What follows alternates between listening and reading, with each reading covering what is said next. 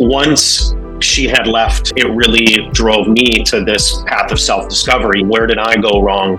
What could I do differently in counseling? I would leave my counseling session feeling like I didn't make progress or like we hadn't made progress. I knew in the moment that it wasn't giving me what I needed. Now, having been an AMFT, it shows me to what degree I wasn't getting what I really needed. It's giving me that introspection on myself that I was missing from couples counseling, individual therapy, things of that nature. Rather than me getting that feedback from somebody else, it's almost like I'm giving myself the feedback. But when we ourselves find that information and then we have that moment, I mean, we're going to take our own advice. If we came up with the clarity ourselves, it's like, wow. It's so much more eye-opening and so much more impactful. My wife and I have been together for 9 years, married for 5, and we've tried previous methods of going to therapy, individual therapy, couples counseling, and I felt like we had made very limited progress in the short amount of time that we had gone. I really struggled to get direct feedback from a lot of the therapists that we had talked to and a path moving forward. We had done therapy actually about a year ago, almost on the dot this week. And we tried conventional therapy things, and we thought that we had a good game plan moving forward. And then within this last month, my wife had left me. So it's unfortunate that it takes something really big like your wife leaving you for you to actually seek out the changes that have been necessary for yourself. But once she had left, it really kind of drove me to this path of self-discovery. Where did I go wrong? What could I do differently? How could I develop better traits and characteristics within myself to make more meaningful change? So that's what's led me to AMFT. It's the deeper understanding for how I need to show up in the marriage, and more importantly, how I need to be carrying myself on a day-to-day basis, not even just with my wife, but with all of my relationships. And really seeking that understanding and developing those skill sets within me is something that I really wanted to do for a long time. I just didn't have the correct guidance. So that's what led me here to AMFT. On the one hand, you're saying, I really wanted help. I just didn't get guidance. I really wanted to figure out how to handle and manage my relationships. But you also said that you've been to counseling, you've tried. And what I'm trying to understand, to help guys understand, did you feel while you were counseling that you weren't getting what you needed? Or is it only in retrospect, in hindsight, Jordan, that you're looking back and saying, oh, now I can now see I didn't get what I needed? No, actually, while I was in counseling, I would leave my counseling session feeling like I didn't make progress or like we hadn't made progress during our couples counseling. My problem with counseling previously was I felt like when I would explain myself or enunciate my problems or what I was trying to get clarity from on how I could be better, I felt like therapy really put me in a box and kind of lumped me along with other people's of similar characteristics instead of actually pinpointing specific areas that I needed to grow. It was more of a generalization. And I felt that generalization in the moment. It wasn't a retrospective thing like now that I'm in AMFT, I'm able to see that it wasn't doing as much for me as it needed. I knew in the moment that it wasn't giving me what I needed, but now having been in AMFT, it shows me to what degree I wasn't getting what I really needed. Yeah, that's very interesting. If we can go back in time to when you were in counseling, can you give us a specific concrete example of something, an advice, a tip, a technique, a strategy that they've given you, one or two, where you were felt like, this is too generic, they're just putting me in a box? Can you give some context so we can understand what you meant by that? Yeah, I think in couples counseling, I've got a pretty good example, right? So we reached out to a couples counselor and it was over Zoom, much like this is. And when Nikki and I started explaining our sides of the relationship, the pain points that I had, the pain points that she had, immediately the therapist that we were working with would be like, okay, so this is what I'm hearing about you, Nikki. This is what I'm hearing about you, Jordan. And then it would be a very generalized response. I don't know how I can articulate what the response really was that made it feel like it was very generalized, but it was more or less attaching, like I could tell that he was like, I've seen this situation before, and this is how this scenario played out, and then was more or less treating our situation maybe the same way that he has had success in the past, not really diving deeper into the individuality that each of us have and how unique our situation might be, and giving us a path moving forward from that. Now, with AMFT, obviously, I am the only one that is an AMFT. My wife is not in AMFT, unfortunately. And I do have to say, AMFT is just for men. Yes. It kind of disqualified your wife from the get-go. So where I feel like AMFT has been different for me, right, is I type down my notes after each module that I do, after each one of the trainings that I have. And the training is really beneficial because it presents concepts, right? Rather than me having to give out information in order to receive it, you are giving me the information up front, and it's requiring me to do direct reflection on myself as opposed to just getting that generalized information, right? I'm actually going through, I'm typing my notes out. It's giving me that introspection on myself that I was missing from couples counseling, individual therapy, things of that nature. So rather than me getting that feedback from somebody else, it's almost like I'm giving myself the feedback just based off of the information that you have learned and that you have been so gracious to give me. So yeah, it's been fantastic in regards of my own personal growth, my own self-discovery. I just have not had something structured like this before in counseling, and it's been of great benefit to me. Even only being in the very beginning of week 5, I feel like I've done so much soul searching and digging within myself to identify a lot of those things. And maybe they were things that became aware to me in therapy, but I didn't have that action plan and that clarity on this is a normal thought to have. This is how you move through those thoughts and emotions. That's what I'm getting through this program. Very interesting. I think you mentioned something which very few guys point out when I'm interviewing them. It's very fascinating that you being able to give the feedback to yourself and the privacy of your own thoughts and the privacy of your own home without having to first give out, here's my dirty laundry, here's my information, here's all my frustration, and hope that someone can help you. You're actually going through a process where you can give yourself feedback. It's more respectful, it's more private, it's more targeted, it's more of a surgical approach versus generic. What does it feel like to give yourself feedback and to have moments where you look at yourself and you're like, okay, now I see what I did wrong, what went wrong. What is it like to give yourself that feedback versus having somebody say it to you to your face? Oh, it feels so much better, because I had to do the work in order to come to the conclusion that I was able to come to. And I think as the type of person that I am, and as I'm starting to learn these not so positive traits within myself, I'm realizing that we all have, by the way. That we all have. Yes, that we all have. I think that's very important to say. But I think that a lot of people, maybe men in particular, are a little bit more likely to discredit information maybe coming from somebody that they don't know, or maybe that they don't have a really good connection with.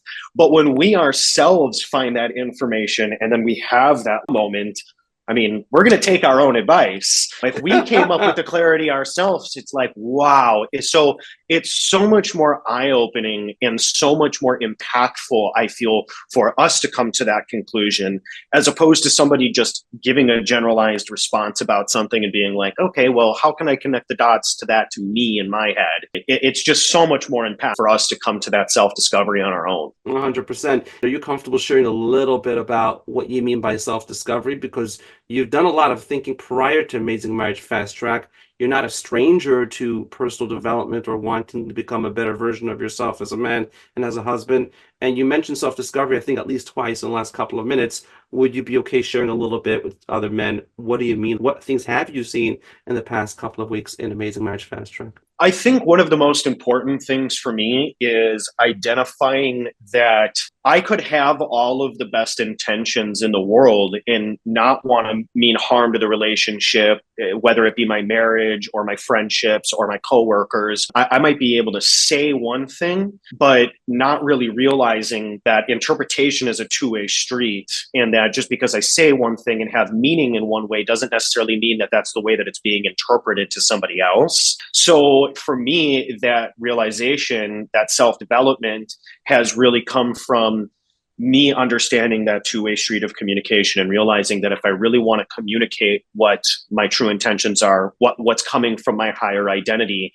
I need to figure out how to frame it in my mind first in a way that would be more receivable, as opposed to me just having a thought, thinking about it, and then vomiting it out. And I say vomit in a way like coming from me. I get it. I get that. No worries. Sometimes we don't think about our words. We just puke them all over the place first. And I was very notorious for doing that in every relationship that I've had. So the self-discovery for me in that realization has really been, wow, I really need to stop and think about what I want to say and have a tactical approach to how I want this conversation to go before I just start spewing it all out. Absolutely. And that's been a huge thing for me. Absolutely. And now, just to give guys a better understanding of the sequence, you're speaking about like the third level of understanding, which is intelligent conversations.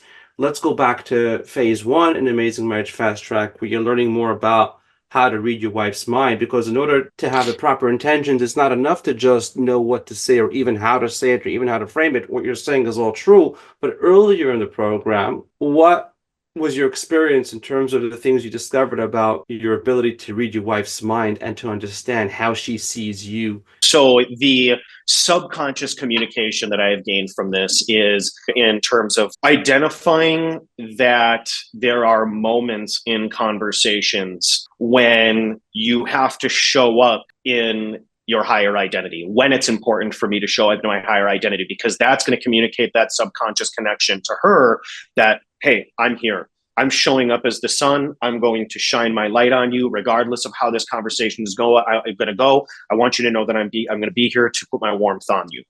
And doctor patient, a very similar concept where, I have to be there to listen. I have to understand that while she is in this stage, that I have to have a level of understanding for her. What was it like to be able to go into her head and to see things from her perspective? Getting the training out of those modules has allowed me to look at how I was maybe approaching conversations, difficult conversations in the past, and be able to see, okay, so I was not playing any of these roles previously. And allowed me to be able to look back on myself in the past and how I handled those situations and identify how I wasn't actually communicating my unconditional love. And it was actually more conditional than I thought because I was trying to get something. Can we pause there for a minute? That is really powerful because a lot of guys approach when they're getting the help for the relationship and they're talking about it. They very often feel, hey, I really, really love my wife 100%. And they believe it. And it's true on some level. But the first phase of clarity that anybody has to go through, and you have gone through, like you said in week one, is understanding what it is about me or about the things that I may have said or not said or did or have not done that have blocked my wife from truly feeling and experiencing and being able to trust my love. That precedes anything else. And the reason why I'm explaining it is because a couple of minutes ago, we were talking about intentions and how to frame your words. None of that would actually work if you didn't have first the platform and the foundation of being able to read her mind and see what is it about past conversations and interactions that impacted her most in a negative way. So I just wanted to give guys some context. What are your thoughts about what I just said? No, absolutely. I think it's all great insight. For me, I feel like it helped me identify how I wasn't showing up in the way that I needed to. And even though I felt like my love was 100% unconditional, after going through even just week one, it really helped me identify that, like, wow, my love was being blocked in so many different ways. Without you meaning to block yes, it. That's absolutely. It's a very important distinction over there. And it's a necessary and really a not negotiable clarity that anybody needs, because it's like taking a CAT scan. You need to know what's going wrong before you start running into surgery and trying to fix and heal your marriage. Can we talk a little bit about the customization AMFT? So far, you've shared with guys about your experience in the modules, which is a vital part, being able to come face to face with yourself. At the same time, what happens? What is your experience like being in the program when you have a question which you feel the modules cannot possibly explain because your situation is so unique? What is it like? What type of experience have you had with that? The Q&A sessions have been beautiful for me to get a deeper understanding of maybe some clarity that I need. Like maybe I had gone through one of the modules and then I was able to identify like how it applied to my marriage, but I wanted to get a little bit more custom tailored feedback on that. So being able to reach out via Q&A sessions, get that live feedback from you, as well as the help through the help desk has been amazing. I feel like it's really been, like I said before, it's tailored, right? And doing a lot of the assignments that I've done as well, the higher identity blueprint, the texting mess, the what was Top the other one that priority. I have done? Top Top priority. priority. Yep, that was the first one. Yep. So doing all of those, sending off all of the information that I've given you, and then getting that detailed responses back have been really good in giving me more clarity. I feel like when I am able to look through the pinhole of the module, it's able to give me so much of a picture. But then getting that direct customized feedback allows me to step back even further and be like, wow, okay, I see that there's so much more to this picture because I was only looking at it from one perspective. So being able to get that has been invaluable, honestly. Yeah, and I can say for my part, I enjoy working with guys like you because you've thrown your entire heart into it. You put the time necessary, and I can only give feedback on something that has happened.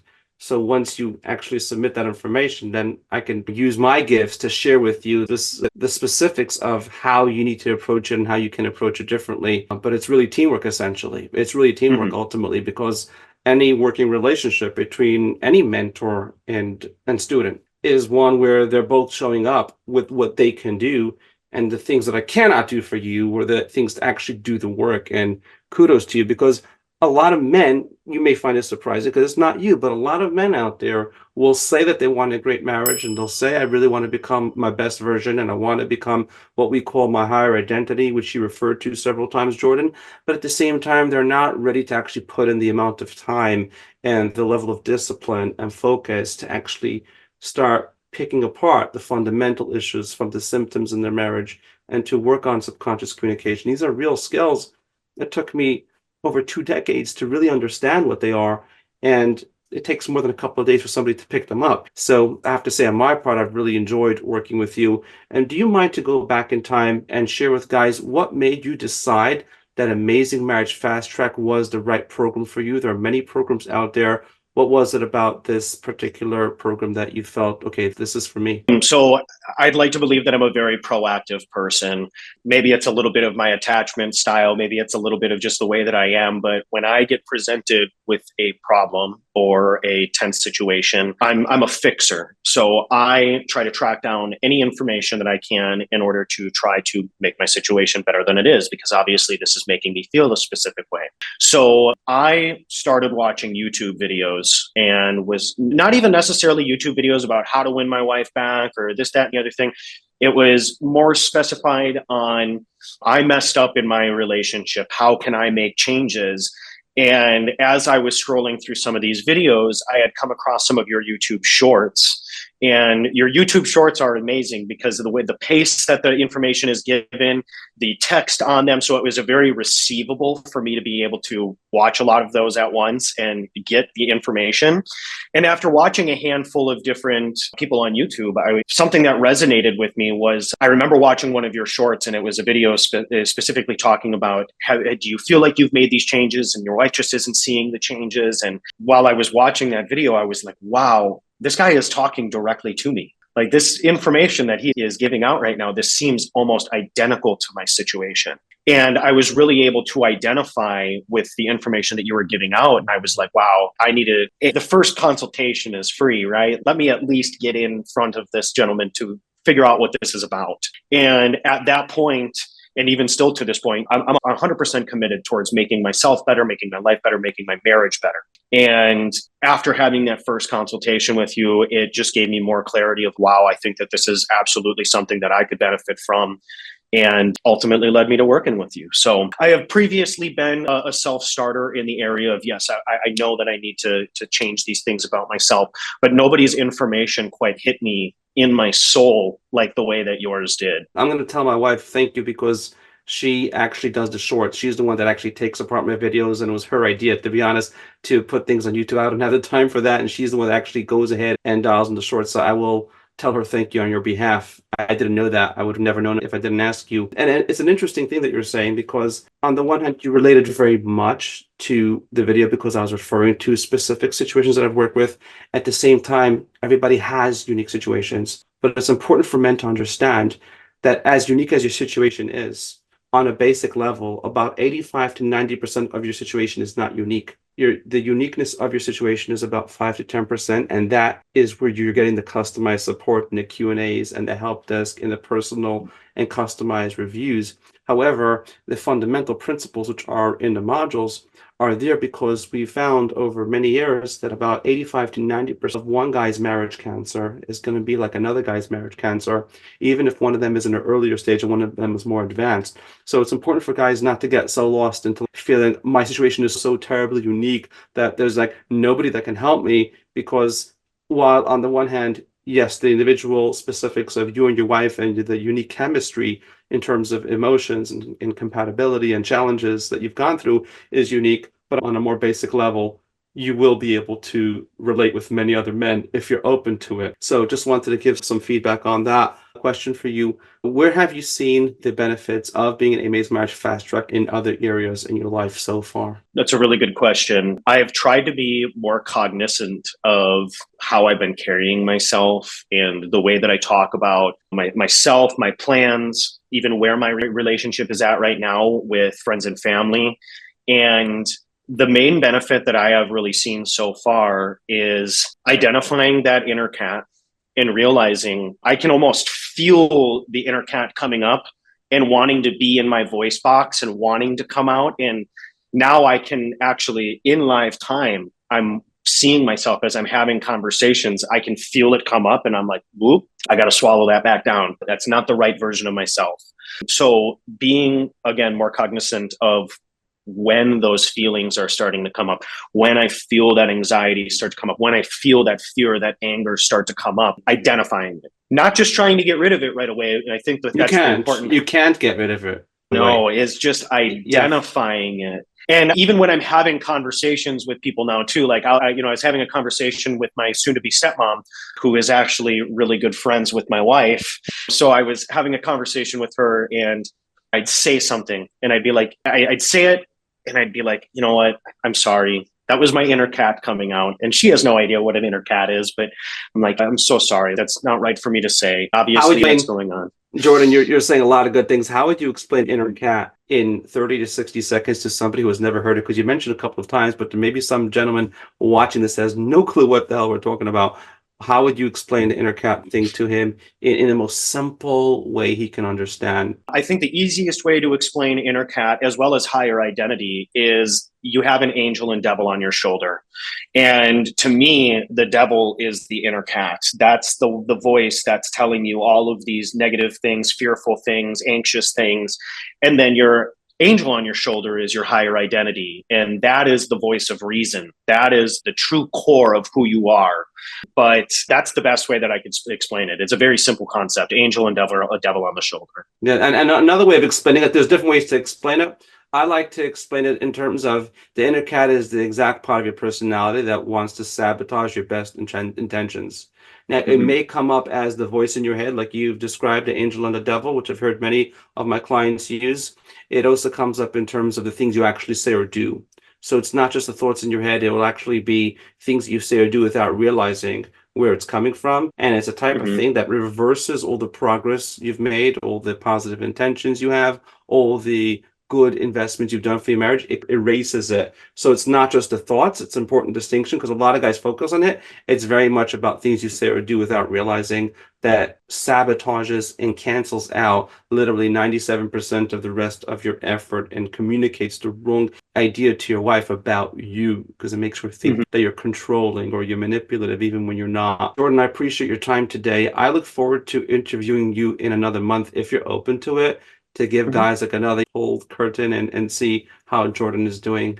And what are your final thoughts to guys as we wrap up today's conversation? If I could just add something on to the angel and devil concept real quick, just a concept that I just had in my mind is I feel like the angel and devil are like little children, right? And we need to feed our children. And I feel like I can sit here and spoon feed one of them or spoon feed the other one. And I feel like until I've started understanding this concept of inner cat, is I've just been feeding the little devil on my shoulder. And I've actually thought that that was the version of myself that I've needed to be feeding. That's what was the crazy realization for me, is I thought all of these things were qualities that I liked about myself. And I'm starting to realize now, I'm like, I've been feeding the wrong version of myself for really long. And getting into AMFT has really shown me that, wow, there is two different sides of my personality that are almost at war with each other right now. And I need to make sure that I'm nourishing and I'm feeding the right version of myself, the true version of myself. The true version. It's an important distinction, the true version, because some guys might listen to this and saying, angel, devil, I'm not religious, I'm not Christian, I'm Jewish, right? So I don't even have that necessarily that paradigm, but I completely understand where it's coming from. My point is, many different people, even atheists and agnostics, can understand this inner cat when they go through the process and the program, because it's very much about your personality. You can attach to it, like Jordan has and many other men have, a paradigm such as angel or devil, but you don't have to. You can still look at it from the perspective of like you said, who is the real me? Like, there's a version of yourself which over time does get buried. It really does get buried under years and decades of not having the proper role model in your life, of not having the right tools, of not having the right strategies, not having the right correct feedback and perspective, that over time, not only does your best version get buried from other people, it even gets buried from yourself, because you stop knowing who you really are. And you're operating from a whole different place that's actually sabotaging you and not communicating the truth about you. Thank you for your time. I appreciate it. I'm sure a lot of guys are going to gain from watching your video, and I look forward to interviewing you again in a month. Sounds good.